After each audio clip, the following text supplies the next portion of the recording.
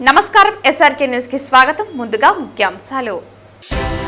తిరుపతి నగరంలోని పలు ప్రాంతాల్లో ఇండ్లు, దుకాణాల ముందు డ్రైనేజీ కాలువలపై నిర్మించిన ర్యాంపులు, మెట్లు తొలగించి కాలువలు శుభ్రం చేయించాలి.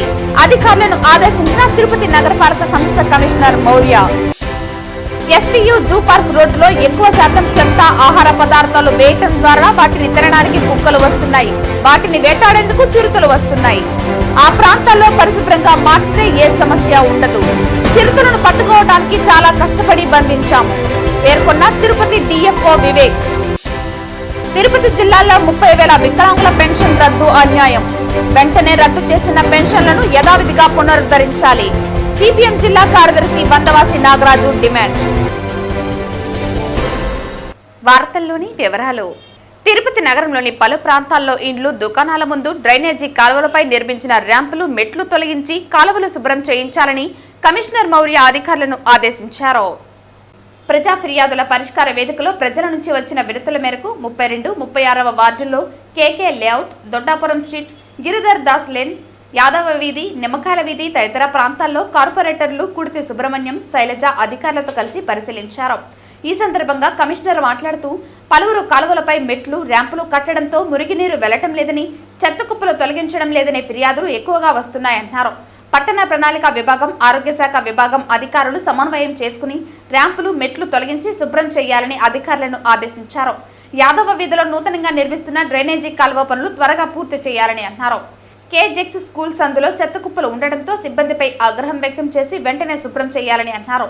అలాగే ప్రజల నుంచి వచ్చిన వినతులు ఆయా విభాగాల అధికారులు వెంటనే స్పందించి పరిష్కరించాలని అన్నారు. కమిషనర్ వెంట municipal engineer Tulasi Kumar, health officer doctor Yuva Anvesh, DE Raju, ACP Madhu, sanitary supervisor Chenchaiah తదితరులు పాల్గొన్నారు.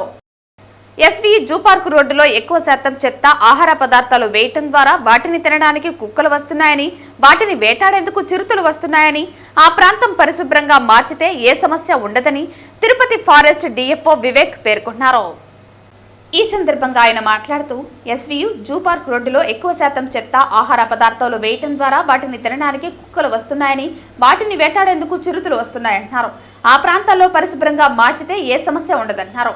టీటీడీ, మున్సిపాలిటీ అధికారులకు దీనిపై సమాచారం ఇచ్చామని, వారు అదంతా ఎప్పటికప్పుడు పర్యవేక్షణ చేసి శుభ్రం చేయడానికి ప్రయత్నిస్తున్నారని అన్నారు. కొందరు యూట్యూబర్స్, ఇన్స్టాగ్రామ్ వాళ్ళు సమాచారం ఇస్తే తప్పులేదని, దానిని భయపడేలా ప్రచారం చేయడం తప్పన్నారు.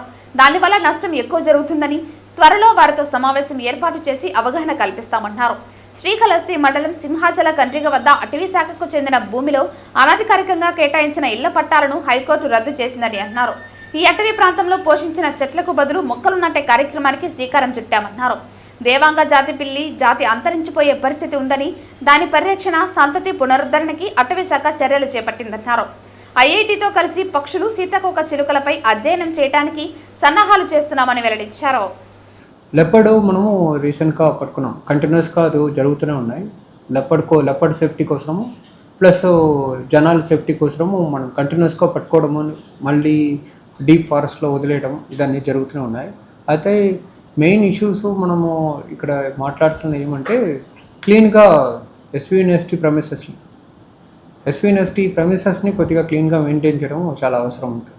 ఏమంటే అది సిస్టమేటిక్ ఇష్యూగా ఉన్నాయి కాబట్టి దాని గురించి మనం మాట్లాడాలి. ఏమంటే బుషెస్ కొద్దిగా క్లియర్ చేయడం, ఇక్కడ ఫుడ్ వేస్టేజెస్ ప్రాపర్గా డిస్పోజ్ చేయడం, తర్వాత గార్బేజ్ డిస్పోజ్ చేయడం. దీనివల్ల లెపర్డ్స్ అక్కడ ఎక్కువ పెరుగుతున్నాయి. అది సిస్టమేటిక్గా మనం క్లీన్ చేయకపోతే అది మళ్ళీ లెపర్డ్స్ అక్కడే తిరగడం జరుగుతున్నాయి.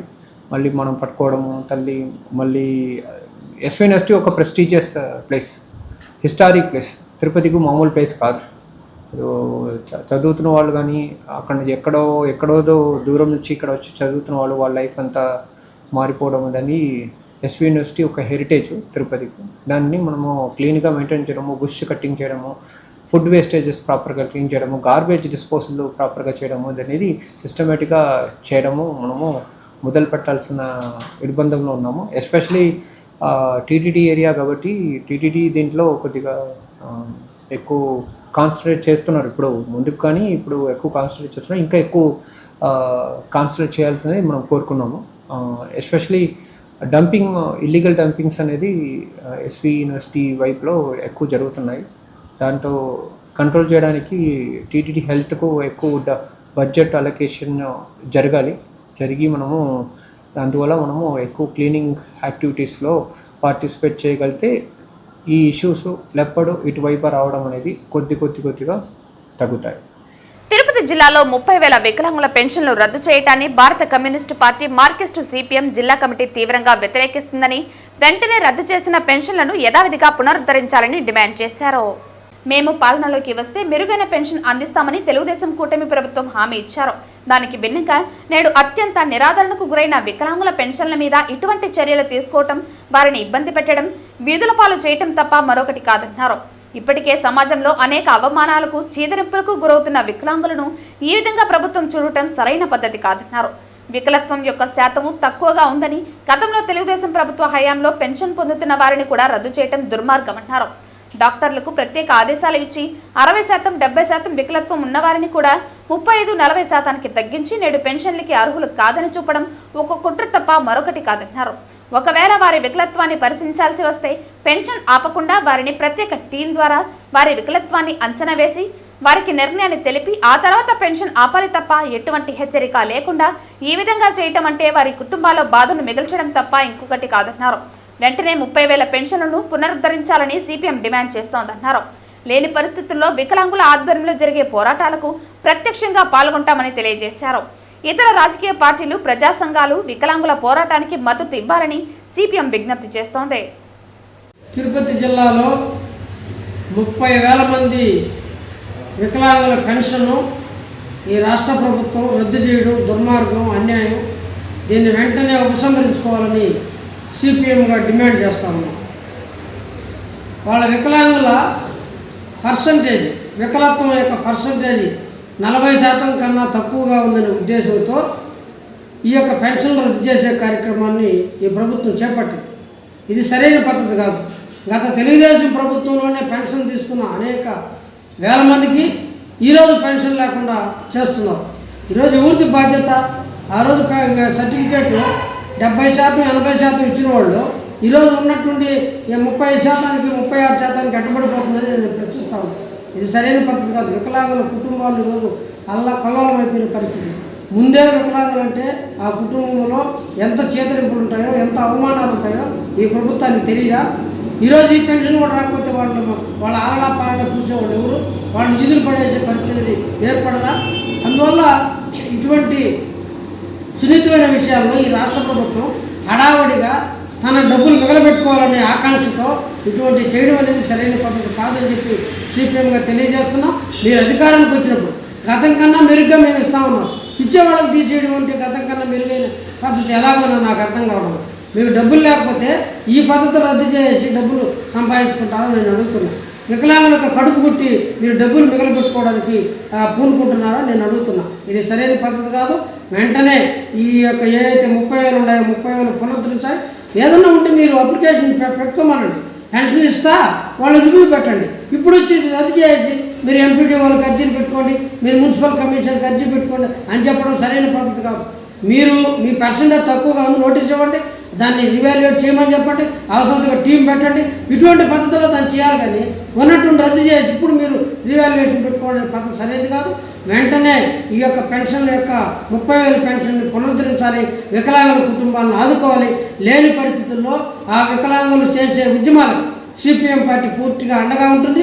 అన్ని రాజకీయ పార్టీలు కూడా వాళ్ళకి అండగా ఉండాలని, ఇతర ప్రజా సంఘాలన్నీ కూడా వికలాంగుల యొక్క బాగుకోరే వాళ్ళందరూ కూడా వాళ్ళకి అండగా నిలబడాలని చెప్పి సిపిఎం పార్టీ విజ్ఞప్తి చేస్తాం. ఆగస్టు 21 గురువారం నాటికి శ్రీవారిమెట్టు వ్యాపారస్తుల నిరసనలు ఏడాదికి పూర్తవుతుందని, టీటీడీ యాజమాన్యం తమకు న్యాయం చేయాలని శ్రీవారిమెట్టు చిన్న వ్యాపారస్తుల సంఘం గౌరవ అధ్యక్షులు మరియు సిఐటియు జిల్లా ప్రధాన కార్యదర్శి కందరపు మురళి డిమాండ్ చేశారు. ఈ సందర్భంగా కందరపు మురళి మాట్లాడుతూ, ఏడాది కాలంగా పేద చిన్న వ్యాపారులు తమ కుటుంబాలతో కలిసి తిరుమల తిరుపతి దేవస్థానం పరిపాలనా భవనం ముందు నిరసనలు చేస్తున్నారు. టీటీడీ ఉన్నత అధికారులు మరియు పాలక మండలి ఎందుకు పట్టించుకోలేదని ప్రశ్నించారు. ఈ నెల 21వ తేదీ గురువారం సంవత్సరం ముగుస్తున్నందున శ్రీవారిమెట్టు చిరు వ్యాపారస్తుల సంఘం ఆధ్వర్యంలో టీటీడీ పరిపాలనా భవనం ముందు వినూత్న నిరసన కార్యక్రమం నిర్వహించనున్నారు.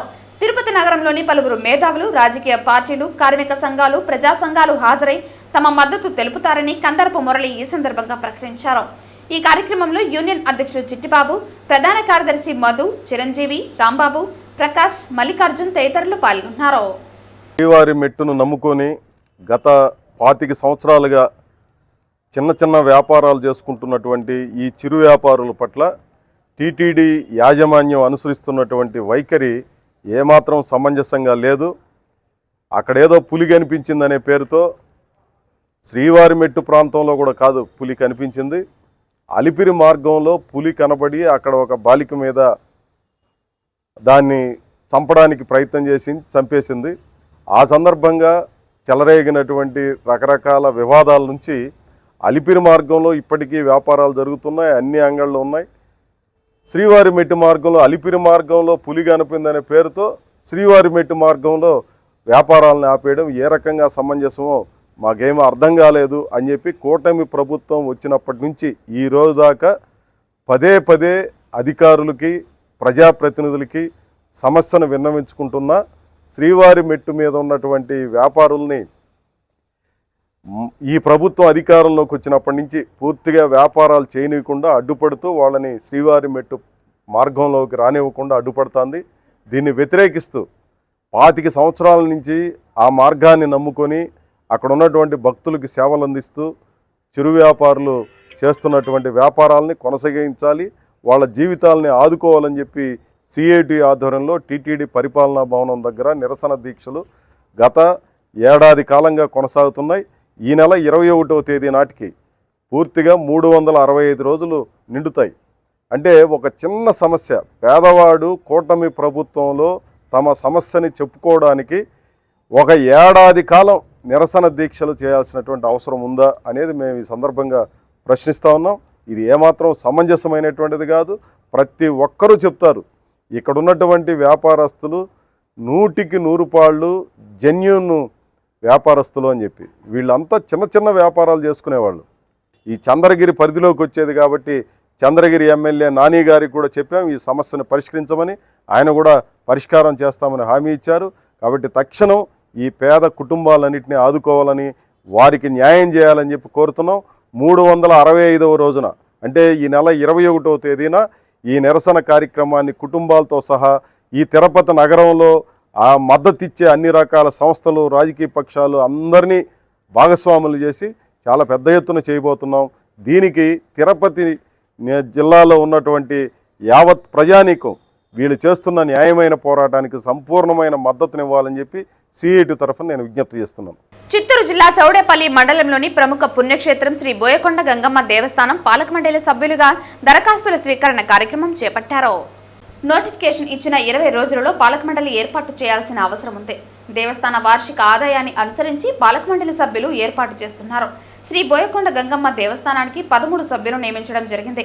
రాష్ట్ర మంత్రి మండిపల్లి రామప్రసాద్ రెడ్డి, పుంగునూరు ఇన్ఛార్జ్ చల్లా బాబులు సుపరిపాలనలో శ్రీ బోయకొండ గంగమ్మ దేవస్థానం సభ్యులుగా చౌడేపల్లి మండలం శెట్టిపేట గ్రామ పంచాయతీకి చెందిన ఎర్రగానిపల్లికి చెందిన మాదిరాజు లక్ష్మణరాజు, ప్రముఖ సేవారత్న, పారిశ్రామికవేత్త, తెలుగుదేశం పార్టీ సీనియర్ నాయకులు దరఖాస్తు చేశారు. ఈ క్రమంలో ఆయన మాట్లాడుతూ ప్రధాని నరేంద్ర మోదీ, ముఖ్యమంత్రి చంద్రబాబు నాయుడు, పవన్ కళ్యాణ్ వీరి పరిపాలనలో శ్రీ బోయకొండ ఆలయంలో పాలక మండలి సభ్యులుగా ఎంపిక చేసి అవకాశం కల్పించాలని మీడియా ముఖంగా తెలిపారు.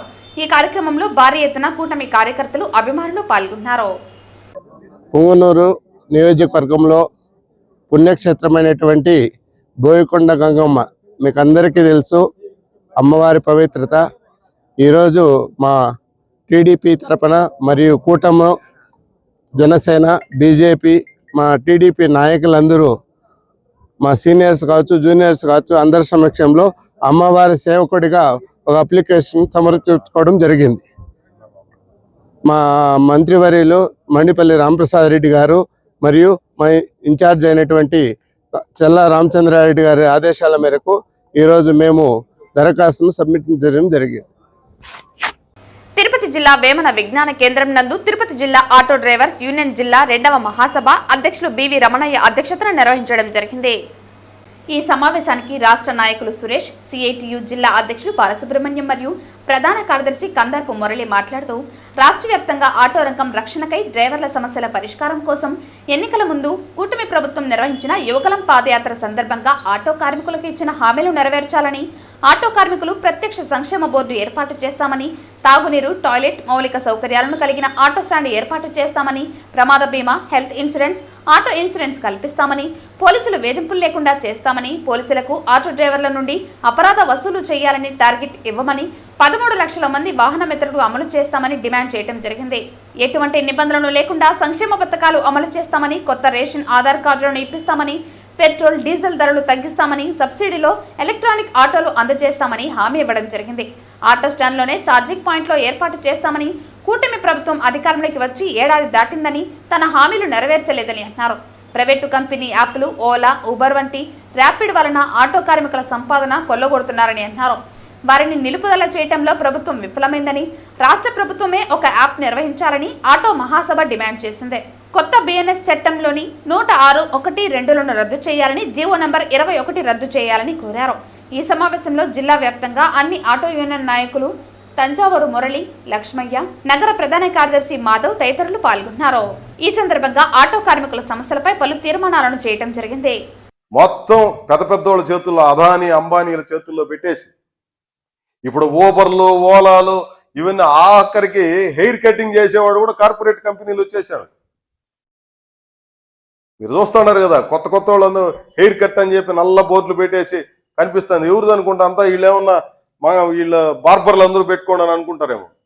బార్బర్లు ఎవరో పెద్ద కార్పొరేట్ కంపెనీ వాడు తెచ్చి అన్ని చోట్ల షాపులు పెడతారు, వీళ్ళు పోయి వర్కర్లుగా పనిచేస్తుంటారు. ఇట్లాంటి కొత్త కొత్త అంటే కూలోడు మరింత కూలోడుగా, పేదోడు మరింత పేదోడుగా అన్యాయం అయిపోవడానికి అవసరమైనటువంటి పద్ధతులన్నీ ఇప్పుడు వచ్చేసినాయి. అందుకని మిమ్మల్ని అందరినీ నేను రిక్వెస్ట్ చేసేది ఏమంటే, ఎక్కువ యూత్ ఉన్నటువంటిది ఆటో రంగం, కొంచెం వేగంగా ఉండేవాళ్ళు ఆటో వాళ్లే, ప్రశ్నించే శక్తి కూడా ఆటో రంగంలోనే ఉంటుంది. ఒక్కసారిగా తిరుపతి నగరంలోనో లేదా మున్సిపాలిటీలోనో ఎక్కడైనా కానీ ఉండే ఆటోలన్నీ తెచ్చేసి గమ్మున ఇళ్లలో పోయి రోడ్లలో ఆటోలు పెట్టేసి ఇళ్లలో పోయి పండుకోండి, అల్ల కల్లోలం అయిపోతుందా లేదా అనే విషయం మనం చూడాలి. ట్రాన్స్పోర్ట్ రంగానికి ఉన్నటువంటి పవర్ అట్లాంటిది. మీరందరూ కూడా మన సంఘాన్ని బలోపేతం చేసుకోవాలి. ఇప్పటికీ రకరకాల పద్ధతుల్లో మన వాళ్ళందరూ కూడా చేశారు, కృషి చేశారు. ఈరోజు ఈ రకమైన స్థాయికి వచ్చిందంటే ఇక్కడున్న వేదిక మీద ఉన్న అనేక మంది చేసినటువంటి కష్టం, వాటి ఫలితంగా వచ్చింది.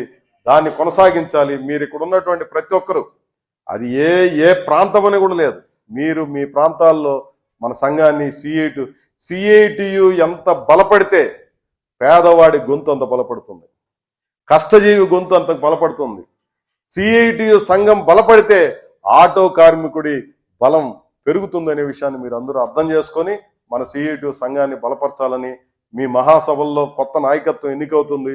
ఈ నాయకత్వం మొత్తం జిల్లా అంతా పర్యటన చేసి అన్ని చోట్ల కార్మికుల్ని ఆర్గనైజ్ చేసి, ఇప్పుడు 2000 సభ్యత్వం మనకు ఉందంటున్నారు, 5000 సభ్యత్వానికి పోవాలని టార్గెట్ పెట్టుకున్నారు. తిరుపతి నగరంలో మరో చిరుత కూడా సంచరిస్తోందన్న వార్త ప్రజలను బెంబేలెత్తిస్తోంది. ఆగస్టు 18 సోమవారం సాయంత్రం మరో చిరుత కదలికలు సీసీ కెమెరాలో రికార్డయ్యాయి. మంగళం రోడ్డులోని డీమార్ట్ వెనుక వైపు ఉన్న అటవీ ప్రాంతంలో చిరుత కదలికలు కనిపించాయి. 3 నెలలు ఫారెస్ట్ అధికారులకు, ఎస్వీ యూనివర్సిటీ భద్రతా సిబ్బందికి కంటి మీద కొనుక్కు లేకుండా చేసిన చిరుత ఎట్టకేలకు బోనులో చిక్కిందని ఊపిరి పీల్చుకున్నంతసేపు పట్టలేదు తిరుపతి జనాలకు. మరో చిరుత కూడా తిరుపతి నగరంలో సంచరిస్తోందన్న వార్తతో వారు మళ్లీ భయం గుప్పిట్లోకి వెళ్లిపోయారు. ఆగస్టు 18 సోమవారం అటవీ అధికారులు ఎస్వీ యూనివర్సిటీ వద్ద అమర్చిన బోన్లో చిరుత చిక్కడంతో గత 3 నెలలుగా భయంగా గడిపిన తిరుమల జనం ఒక్కసారి ఊపిరి పీల్చుకున్నారు. ఈ చిరుత గత 3 నెలలుగా SVU, Vedic university, veterinary, agriculture university, zoo park road, Alipiri వద్ద సంచరిస్తూ కుక్కలు, దుప్పలు, జింకలను చంపేస్తూ వచ్చింది. అంతేకాకుండా జూ పార్క్ రోడ్డులో ఓ 2-వీలర్పై వెళ్తున్న వ్యక్తిపై కూడా దాడికి పాల్పడింది. అతడు త్రుటిలో తప్పించుకున్నాడు. దీంతో చిరుత దాడికి ఎప్పుడు ఎక్కడ గురి అవ్వాల్సి వస్తుందో అన్న భయంతో వెలువెలలాడిన తిరుపతి వాసులు చిరుత బోనులో చిక్కటంతో హమ్మయ్య అనుకున్నారు. అయితే అంతలోనే మరో చిరుత కూడా తిరుపతి నగరంలో సంచరిస్తోందన్న వార్త వారిని బెంబేలెత్తిస్తోంది. ఆగస్టు 18 సోమవారం సాయంత్రమే మరో చిరుత కదలికలు సీసీ కెమెరాల్లో రికార్డ్ అయ్యాయి. మంగళం రోడ్డులోని డీమార్ట్ వెనుక వైపు ఉన్న అటవీ ప్రాంతంలో చిరుత కదలికలు కనిపించాయి. స్థానికుల సమాచారం మేరకు ఆ ప్రాంతాన్ని పరిశీలించిన అటవీ అధికారులు చిరుత పాదముద్రలను గుర్తించారు. దీంతో ఆ చిరుతను బంధించేందుకు చర్యలు తీసుకుంటున్నారు. ఒంటరిగా ఎవరూ ఆ ప్రాంతంలో సంచరించవద్దని అటవీ అధికారులు హెచ్చరించారు.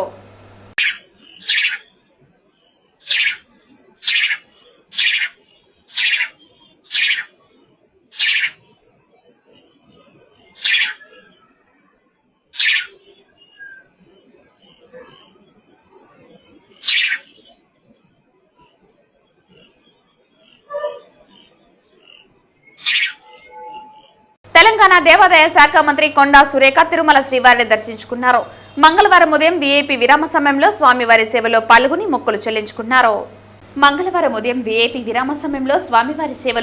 మొక్కులు చెల్లించుకున్నారు. దర్శన అనంతరం రంగనాయకుల మండపంలో వేద పండితులు వేద ఆశీర్వచనం అందించగా ఆలయ అధికారులు శ్రీవారి తీర్థ ప్రసాదాలు అందజేసి పట్టు వస్త్రంతో సత్కరించారు. ఆలయం వెలుపల కొండా సురేఖ మాట్లాడుతూ తన జన్మదినాన్ని పురస్కరించుకుని కుటుంబ సభ్యులతో కలిసి శ్రీవారి సేవలో పాల్గొనడం సంతోషంగా ఉందన్నారు. మా ప్రభుత్వం చేపట్టిన కార్యక్రమాలు ప్రజలకు చేరువ కావాలని ఆకాంక్షించారు. రేవంత్ రెడ్డి హయాంలో ప్రజలు మరింత అభివృద్ధి చెందాలని కోరుకున్నట్లు తెలిపారు. మీడియా మిత్రులందరికీ కూడా నమస్కారం. నిన్న తిరుమల స్వామి కొండ మీదికి దర్శనాని కోసం రావడం జరిగింది. ఈరోజు నా పుట్టినరోజు సందర్భంగా స్వామివారిని దర్శించుకొని మరి ఆశీర్వచనం తీసుకోవాలని మా కుటుంబ సమేతంగా వచ్చి ఈరోజు దర్శనం ఉదయం తోమాల సేవ, అదేవిధంగా స్పెషల్ విఐపి దర్శనం కూడా చేసుకొని ఆశీస్సులు తీసుకొని బయటకు రావడం జరిగింది. స్వామివారి ఆశీస్సులతో మరి మేము చేసేటువంటి ప్రతి కార్యానికి కూడా మంచి జరగాలని, మా ప్రభుత్వం చేపట్టే ప్రతి కార్యక్రమాలు కూడా ప్రజల్లోకి వెళ్ళాలని, నిరుపేద ప్రజలు మంచి మరి ఈ ప్రభుత్వ హయంలో బాగుపడాలని, అదేవిధంగా రేవంత్ రెడ్డి గారు ఏదైతే కృషి చేస్తూ ఉన్నారో ఆయన చేసే ప్రతి పనికి కూడా స్వామివారు దీవెనలు ఉండాలని, అందరూ కూడా చల్లగా ఉండాలని చెప్పి ఒప్పుకోవడం జరిగింది.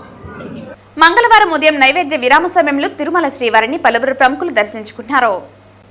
మంగళవారం ఉదయం నైవేద్య విరామ సమయంలో తెలంగాణ ఎమ్మెల్యేలు Mynampally Rohit, Vemula Prashanth Reddy, table tennis player Naina Jaiswal, సినీ నటి ఆమని, రమ్యశ్రీ, నటుడు ప్రియదర్శిలు వేరువేరుగా స్వామివారిని దర్శించుకుని మొక్కులు చెల్లించుకున్నారు. దర్శన అనంతరం రంగనాయకుల మండపంలో వేద పండితులు వేద ఆశీర్వచనం అందించగా ఆలయ అధికారులు శ్రీవారి తీర్థ ప్రసాదాలు అందజేసి పట్టు వస్త్రంతో సత్కరించారు. అందరికీ నమస్కారం. ఈరోజు తిరుమల శ్రీవారిని దర్శనం చేసుకొని చాలా ఆనందంగా ఉంది. ఎందుకంటే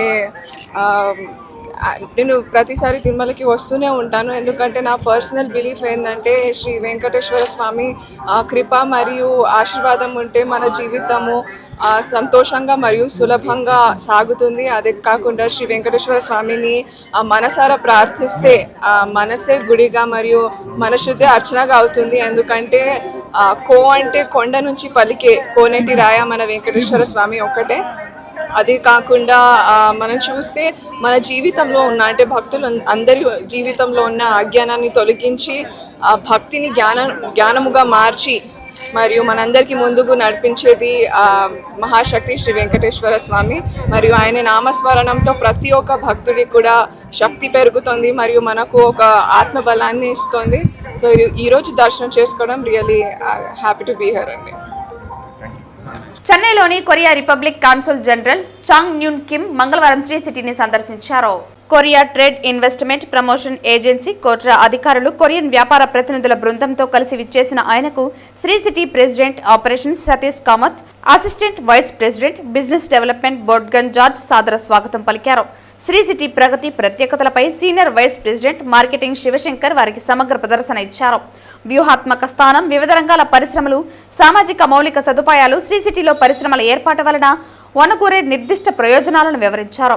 ఎల్జీ ఎలక్ట్రానిక్స్ ను ఉదాహరిస్తూ శ్రీ సిటీలో అభివృద్ధి చెందుతున్న పారిశ్రామిక సరఫరా గొలుసు, పర్యావరణ వ్యవస్థను హైలైట్ చేశారు. ఉత్సాహంగా చర్చల్లో పాల్గొన్న ప్రతినిధి బృందం వివిధ ప్రశ్నల ద్వారా శ్రీ సిటీలోని పలు పారిశ్రామిక జోన్లు, సామాజిక మౌలిక సదుపాయాలు, హరిత కార్యక్రమాలు తదితర అంశాల గురించి తెలుసుకున్నారు. కాన్సుల్ జనరల్ పర్యటనపై స్పందించిన Sri city managing director doctor Ravindra Sannareddy Korea పెట్టుబడిదారుల విశ్వాసాన్ని పెంచేందుకు ఇది సహకరిస్తుందని వ్యాఖ్యానించారు. 31 దేశాలకు చెందిన 240+ కంపెనీలకు నిలయంగా అత్యంత విలువైన పెట్టుబడి గమ్యస్థానంగా శ్రీ సిటీ మారిందన్న ఆయన ఈ పయనంలో కొరియా కీలక పాత్రను ప్రస్తావించారు. ఆ దేశానికి చెందిన ఎల్జీ, సోలెం, Hyundai, engineering plastic, HDC, SK ప్యూకోర్, ఎల్జీ పాలిమర్స్ వంటి ప్రఖ్యాత సంస్థలు విజయవంతంగా కార్యకలాపాలు కొనసాగిస్తున్నాయని పేర్కొన్నారు. శ్రీ సిటీ పారిశ్రామిక ప్రగతిని ప్రశంసించిన కాన్సుల్ జనరల్ గా ఇది తన 3వ పర్యటనగా గుర్తు చేశారు. ఎల్జీ ఎలక్ట్రానిక్స్ తో సహా పలు కొరియన్ సంస్థలు ఇక్కడ పరిశ్రమలు నెలకొల్పడం పట్ల సంతోషం వ్యక్తం చేశారు. ఆంధ్రప్రదేశ్ ముఖ్యమంత్రి చంద్రబాబు నాయుడు దార్శనికతను కొనియాడుతూ రాష్ట్రంలోని రవాణా వస్తువులు, నైపుణ్యత, వివిధ వ్యాపార ప్రయోజనాలకు శ్రీ సిటీ అద్దం పడుతోందన్నారు. పర్యటనలో భాగంగా ఎల్జీ ఎలక్ట్రానిక్స్, సోలెం పరిశ్రమ ప్రతినిధులతో కాన్సుల్ జనరల్ ప్రత్యేక సమావేశాలు నిర్వహించారు. సిసిటీలో కొనసాగుతున్న ఎల్జీ ఎలక్ట్రానిక్స్, సోలం పరిశ్రమల నిర్వహణ పనులను పరిశీలించారు. కొరియన్ సంస్థల సీఈఓలతో విందులో పాల్గొన్నారు. భారత్ కొరియా వ్యాపార సంబంధాలను మరింత బలోపేతం చేయడంలో శ్రీ సిటీ కీలక పాత్రను ఈ సందర్శన రుజువు చేస్తోంది. వార్తలు ముగించే ముందు ముఖ్యాంశాలు మరోసారి. తిరుపతి నగరంలోని పలు ప్రాంతాల్లో ఇండ్లు, దుకాణాల ముందు డ్రైనేజీ కాలువలపై నిర్మించిన ర్యాంపులు, మెట్లు తొలగించి కాలువలు శుభ్రం చేయించాలి. అధికారులను ఆదేశించిన తిరుపతి నగరపాలక సంస్థ commissioner Maurya. SVU zoo park రోడ్డులో ఎక్కువ శాతం చెత్త, ఆహార పదార్థాలు వేయటం ద్వారా వాటిని తినడానికి కుక్కలు వస్తున్నాయి. వాటిని వేటాడేందుకు చిరుతలు వస్తున్నాయి. ఆ ప్రాంతాల్లో పరిశుభ్రంగా మార్చితే ఏ సమస్య ఉండదు. చిరుతలను పట్టుకోవడానికి చాలా కష్టపడి బంధించాం పేర్కొన్న తిరుపతి డిఎఫ్ఓ వివేక్. తిరుపతి జిల్లాలో 30,000 వికలాంగుల పెన్షన్ రద్దు అన్యాయం. వెంటనే రద్దు చేసిన పెన్షన్లను యథావిధిగా పునరుద్ధరించాలి. సిపిఎం జిల్లా కార్యదర్శి బందవాసి నాగరాజు డిమాండ్. ఈ వార్తలు ఇంతటితో సమాప్తం. తిరిగి వార్తల్లో మళ్ళీ కలుద్దాం. అంతవరకు సెలవు. నమస్కారం.